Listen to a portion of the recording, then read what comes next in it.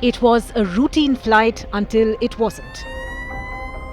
A tragic mid-air collision over Washington, D.C.'s Reagan National Airport has triggered a massive search and rescue operation.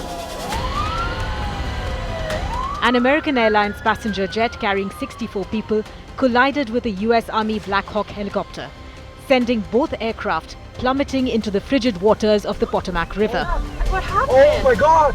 Did you see that? 472. American 3130, go around, turn left end. The ill-fated American Airlines Flight 5342 was on its final approach to the Reagan National Airport, arriving from Wichita, Kansas. The U-860 Black Hawk helicopter, part of a training operation from Fort Belvoir, was also in the airspace. Air traffic control recordings captured last-minute warnings just seconds before the disaster struck. In a moment of horror, the two aircraft collided, creating a fiery explosion in the night sky. Witnesses recall the terrifying sight, one describing the plane banking sharply past 90 degrees before plunging into the river.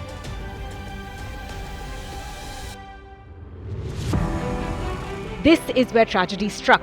This map traces the flight path of the passenger jet, stretching from Kansas to Reagan National Airport.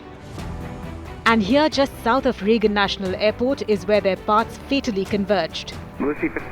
At 8:47 p.m., flight tracking data recorded the last transmission from both aircraft.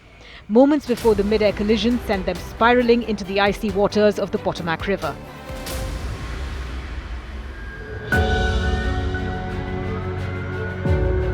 The crash site, a murky ice-cold stretch of the Potomac River, has now become ground zero for one of the most challenging rescue operations in recent history.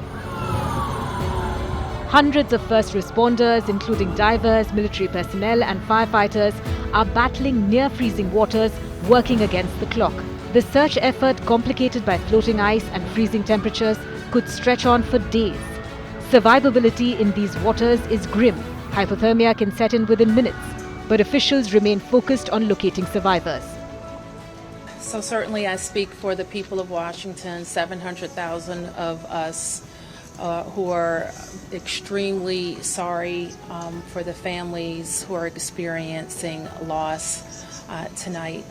And so we want you to know that we will continue to work with American Airlines to share information as frequently as possible and make sure that we're getting accurate information. The focus now is rescuing people, and that's what all of our personnel are focused on.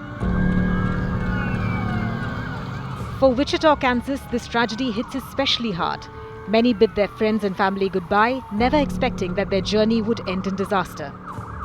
We are here to brief you on the very tragic events of this evening, where we know a passenger plane coming to the airport here collided with a military helicopter. Tonight, I spoke with President Trump and his team in the Situation Room.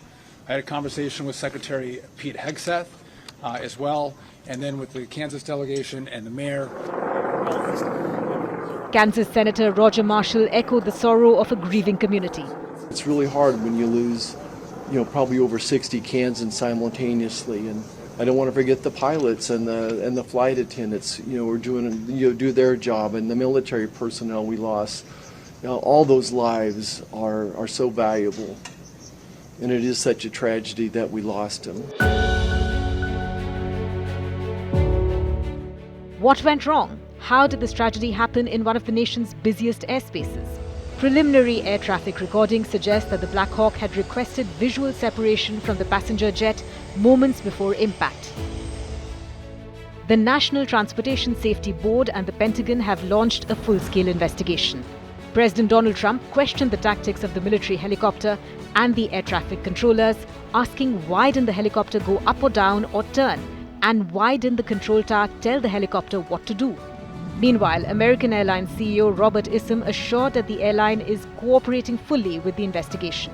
First and most importantly, I'd like to express our deep sorrow about these events. This is a difficult day for all of us at American Airlines, and our efforts now are focused entirely on the needs of our passengers, crew members, partners, first responders, along with their families and loved ones. We're cooperating fully with the National Transportation Safety Board in its investigation and will continue to provide all the information we can. Our cooperation is without pause, and we want to learn everything we can about today's events. Members of our GO team will be on their way to Washington, D.C., and I'll be heading there shortly as well. We understand and appreciate that people are eager for information. A routine flight turned into a national tragedy, a city waiting for answers, families grappling with uncertainty, and rescue teams pushing through the waters of the Potomac, hoping against the odds for a miracle.